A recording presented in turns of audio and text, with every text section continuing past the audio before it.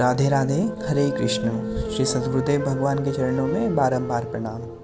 सभी साधकों को श्री सीताराम। हम भक्तमती द्रौपदी जी का जीवन चरित्र श्रवण कर रहे हैं। आज गतांक से आगे। पहले के इंद्रों ने कहा, प्रभु हम आपकी आज्ञा का पालन करेंगे। मृत्युलोक में जन्म लेकर तो मोक्ष भी प्राप्त किया जा सकता है, परंतु वह बहुत कठिन है। हमारी प्रार्थना यह है कि हम किसी मनुष्य के द्वारा उत्पन्न ना हो, बल्कि धर्म, वायु, इंद्र और अश्विनी कुमारों से ही हमारी उत्पत्ति हो। दिव्य अस्त्रों के द्वारा हम मनुष्यों से युद्ध करें और अंत में अपने लोक में लौट आएं। नए आए हुए इंद्र ने कहा, मैं देव कार्य के लिए 5वां पुरुष उत्पन्न कर दूंगा। भगवान शंकर ने उनकी प्रार्थना स्वीकार की और उस स्त्री को आज्ञा दी कि जो कि उस समय भी रो रही थी। उन्होंने कहा, कल्याणी, तुम स्वर्ग की लक्ष्मी हो। तुम आदिशक्ति भगवती लक्ष्मी की ही अंश स्वरूपा हो। तुम भी इन लोगों के साथ मृत्युलोक में जाओ और इन 5 की धर्मपत्नी बनो। उस स्त्री ने भगवान शंकर की आज्ञा शिरोधार्य की।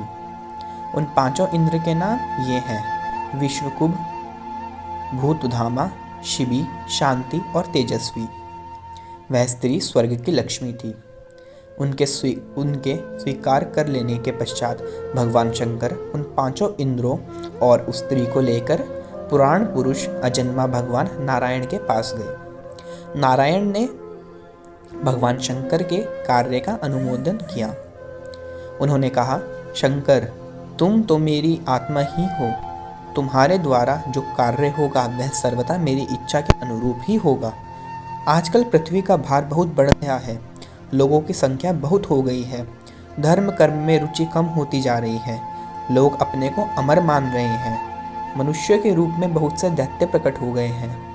इन देवताओं के मन में भी यही इच्छा थी कि अब उनका संहार हो, सो तुमने इनकी वासना पूर्ण की। अब यही लोग चलकर संहार कार्य संपन्न करें। मैं भी यदुवंशियों में अवतीर्ण होने वाला हूँ। मैं उनके कार्य में सहायता करूँगा। धर्मराज की स्थापना और अधर्म राज्य का विनाश तो मुझे करना ही है। यह बात बड़ा अच्छा हुआ। मैं तुम्हारे इस कार्य का समर्थन करता हूँ। भगवान शंकर बहुत ही प्रसन्न हुए। उन इंद्रों को भी बड़ा आनंद हुआ। वह स्त्री तो फूली नहीं समाती थी। हमारे कार्य से भगवान की सहानुभूति है और वे हमारे साथ रहेंगे, यह सोचकर वे सब गदगद हो रहे थे। वे नारायण ही श्री कृष्ण रूप में अवतीर्ण हुए। पहले के 4 उन इंद्र युधिष्ठिर, भीम, नकुल और सहदेव हुए। 5वें पुरंद के अंश से स्वयसाची अर्जुन हुए। वह स्वर्ग की लक्ष्मी ही द्रौपदी हुई है। इस प्रसंग से यह बात अवगत हो जाती है कि द्रौपदी पहले क्या थी और वह मनुष्य कैसे हुई। इस कथा में हमारे सीखने के लिए बहुत सी बातें हैं। इस पर ही थोड़ा विचार कर लें। भगवान की बनाई हुई सृष्टि में एक भी बात निरर्थक नहीं है। यहाँ तक कि मृत्यु की भी बड़ी आवश्यकता है। मृत्यु ना होने से पृथ्वी का भार बढ़ जाता है। लोग अपने को अजर अमर मानकर कर्म अकर्म से विमुख हो जाते हैं। मनुष्य जीवन का जो सबसे बड़ा लाभ है, भगवान का भजन, उससे भी वंचित हो जाते हैं। मनुष्य की प्रवृत्ति स्वभाव से ही विषयों की ओर है। वह इन विषयों को छोड़कर दूसरी ओर केवल 2 ही कारणों से चलता है। या तो उसे इन पाए जाने वाले विषयों से उत्तम लाभ मिलने का लोभ हो, अथवा रोग, शोक, मृत्यु आदि का भय हो। इसलिए भगवान की सृष्टि में मृत्यु भी उतनी ही आवश्यक है, उतनी ही उपयोगी है और उतनी ही सुंदर है जितनी कि सुंदर कही जाने वाली और वस्तुएं। भगवान कल्प वृक्ष के स्वरूप है और हम सब उनकी छत्र छाया में, उन्हीं के कर कमलों के नीचे अथवा उन्हीं की गोद में हैं। हम लोग अपने जीवन में जैसी जैसी अभिलाषा करते हैं, वह हमारे जीवन के साथ जोड़ ही दी जाती है और हमारे जीवन में जब उसका उपयोग ठीक प्रतीत होता है, तब भगवान उसे पूर्ण कर देते हैं। इसलिए हमें सावधान रहना चाहिए कि जैसी इच्छा करने का निषेध है, हमारे जीवन में कहीं वैसी इच्छा ना आ जाए। लोग स्वर को बहुत महत्व देते हैं, परंतु भगवत भजन के सामने अथवा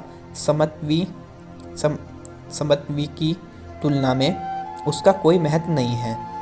जब स्वर्ग के देवता और इंद्र के मन में भी मनुष्यों की अमरता से ईर्ष्या और जलन होने लगती है, तब एक बार बलात् हमारे मन में स्वर्ग की तुच्छा आ जाती है।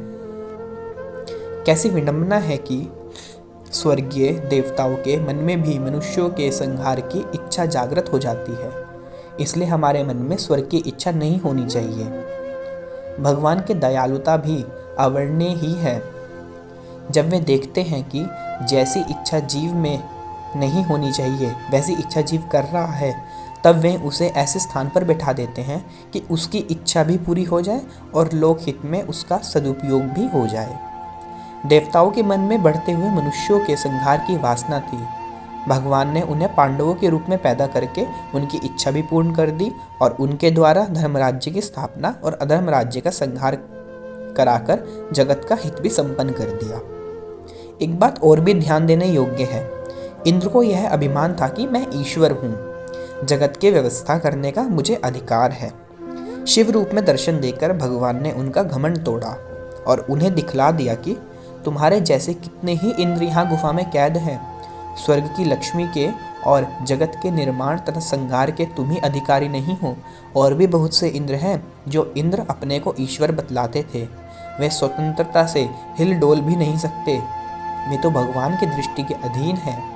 जब इंद्र घमंड से फूले होते हैं अथवा अपनी अशक्ति का अनुभव करके निश्चेत होते हैं, दोनों ही स्थितियों में भगवान शिव अपनी शक्ति भगवती पार्वती के साथ क्रीड़ा में लगे रहते हैं। इससे सिद्ध होता है कि सांसारिक व्यक्ति जिन परिस्थितियों में सुख दुख मानता है वे भगवान शिव के लिए क्रीड़ा मात्र हैं।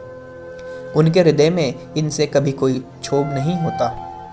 भगवान शिव संहार के देवता हैं। वे इंद्रियों के द्वारा संहार की व्यवस्था कर देते हैं, परंतु इस संहार का अनुमोदन स्थिति के देवता भगवान नारायण के द्वारा भी होना चाहिए। इसलिए वे सबको लेकर उनके पास जाते हैं।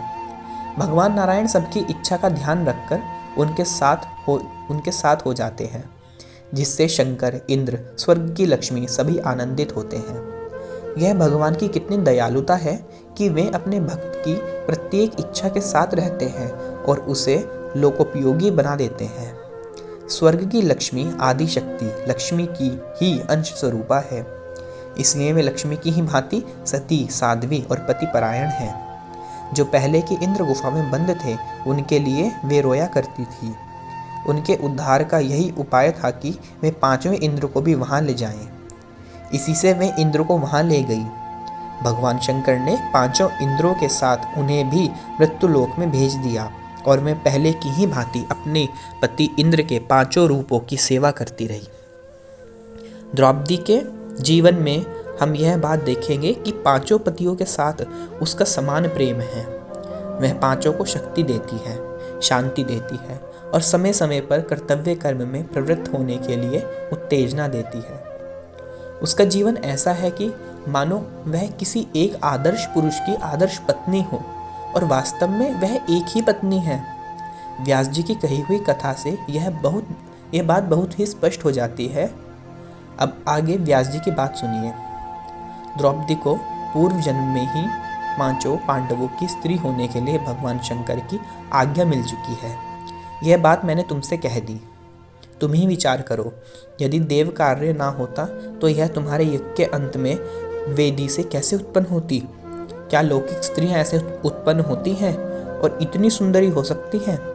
इसके शरीर की सुगंध जो नीले कमल के समान है, चारों ओर एक कोस तक फैल रही है। क्या यह इसकी दिव्यता का प्रमाण नहीं है? फिर भी मैं तुम्हें दिव्य दृष्टि देता हूँ। तुम उस दृष्टि से पांडवों के पूर्व रूप को देखो। भगवान व्यास ने इतना कहकर अपने तपोबल के प्रभाव से द्रुपद को दिव्य दृष्टि दी और द्रुपद ने देखा कि पांचों पांडव सचमुच इंद्र हैं। उनके माथे पर सोने के दिव्य मुकुट और गले में दिव्य मालाएं हैं। अंगों में अनेकों दिव्य आभूषण हैं। शरीर सुंदर और अवस्था नौजवान है। उनकी ऊंचाई 5-5 हाथ है और वक्षस्थल विशाल है। द्रुपद अपनी आंखों से यह सब देखकर चकित हो गए।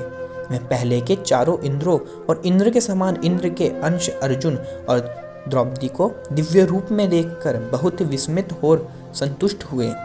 उन्होंने स्वीकार कर लिया कि द्रौपदी इन 5 भाइयों की पत्नी होने योग्य है।